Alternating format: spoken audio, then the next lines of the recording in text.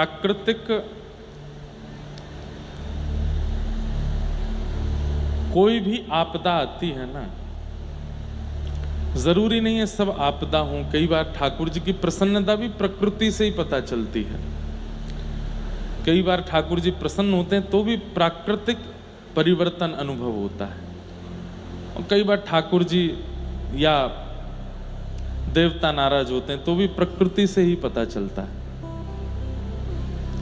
अभी आजकल जो स्थिति चल रही है पूरे भारत में, उसमें ऐसा लगता है कि प्रकृति प्रसन्न नहीं है, और इसका परिणाम पंच तत्व हैं: पृथ्वी, अग्नि, जल, वायु, आकाश। बहुत ध्यान से सुनिएगा।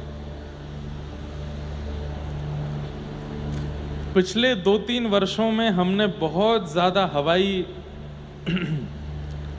दुर्घटनाओं के बारे में सुना, जहां पर चाहे प्लेन क्रैश हो, चाहे ड्रोन के द्वारा 2 देशों के बीच में लड़ाई झगड़ा हो, या अन्य देशों में भी बहुत कुछ आपदाएं चली। कई देशों के तो युद्ध अभी तक विश्राम ही नहीं हुए, अभी तक भी चल रहे हैं। तो कहीं ना कहीं वायु में जो दुर्घटना हो रही है, उससे पता चला कि वायु दुखी है, वायु कष्ट में है, या प्रकृति थोड़ी नाराज है। उसके बाद अग्नि, कई सारी न्यूज आपने देखी होंगी। दिल्ली में एक एसी फट गया, 9 लोग मर गए एक घर में। एसी फटने से 9 लोग मर गए, इतनी तेज आग लगी। इंदौर में एक घर जल गया, पूरे घर के लोग मर गए। लखनऊ के पास में एक बस्ती में आग लगी, पूरी बस्ती जल गई, सब खत्म हो गए। मतलब एक दुर्घटना जैसे अग्नि की है, तो अग्नि की ही 2-4 दुर्घटनाएं आ रही हैं जगह जगह से। एक दुर्घटना वायुयान की है, तो वायुयान की ही 2-4 दुर्घटनाएं आ रही हैं। और भी कुछ दिनों पहले 10 दिन 15 दिन के अंदर जल की कई दुर्घटनाएं आई, जहां पर कोई नाव डूब गई। हमारे वृंदावन में नाव डूब गई, कितने सारे लोग उसमें क्षतिग्रस्त हो गए, प्राण त्याग दिए। फिर जबलपुर के पास में क्रूज डूब गया। आज भी एक उत्तर प्रदेश में जमुना जी में एक नाव और डूब गई। तो कहीं ना कहीं कोई ना कोई प्राकृतिक आपदा आ ही रही है। वायु की आपदा हमने सुन ली, जल की आपदा भी हमने सुन ली, अग्नि की आपदा भी हमने सुन ली। अब आती है चौथी, पृथ्वी और वायु। भगवान ना करे कि ये आपदा आवे। पृथ्वी की आपदा मतलब भूकंप, वायु की आपदा मतलब तूफान। अभी बद्रीनाथ, केदारनाथ, सारे धाम तीर्थ खुले हैं अक्षय तृतीया पर, और धीरे धीरे वर्षा का समय आएगा। हमेशा हर बार कुछ ना कुछ आपदा रहती ही है, पर इस बार मन बहुत घबरा रहा है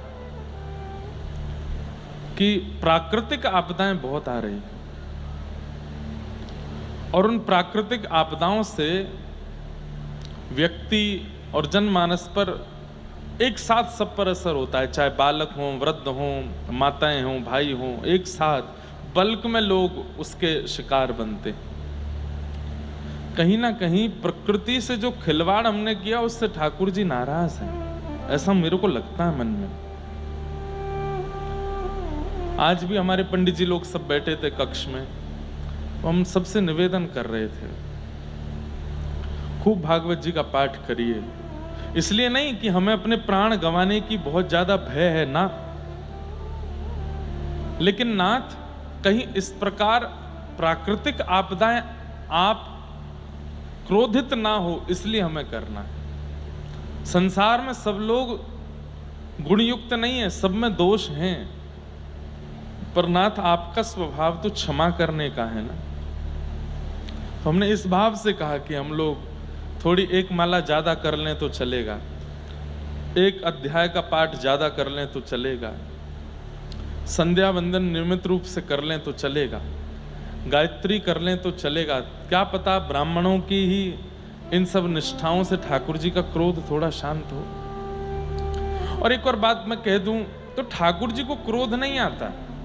ठाकुर जी ने संसार का निर्माण बहुत सिस्टमेटिक तरीके से किया है।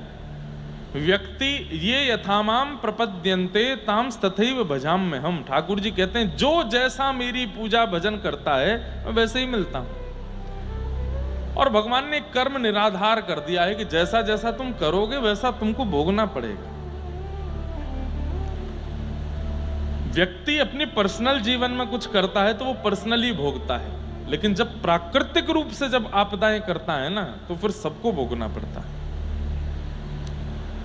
तो कहीं ना कहीं प्राकृतिक आपदाएं थोड़ी थोड़ी आ रही हैं, इसलिए हमारी प्रार्थना है थोड़ा भजन बढ़ा दीजिए, थोड़ी ठाकुर जी की सेवा में रुचि और लाइए, आलस्य का त्याग कर दीजिए।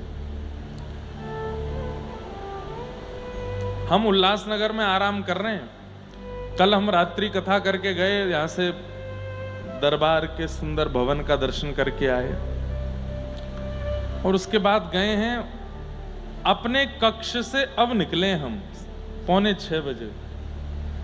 कल रात्रि से अब निकला हूं मैं, पूरे दिन निकला ही नहीं, कक्ष में ही बैठे थे। वहीं थोड़ी देर अध्ययन कर लिया, थोड़ी देर कोई कथा सुन ली, थोड़ी देर किसी चिंतन में चले गए, कुछ लिख रहे थे वो लिख लिए, फिर थोड़ा मन हुआ तो थोड़ा भजन कर लिए, कुछ खा लिए, कुछ पी, बस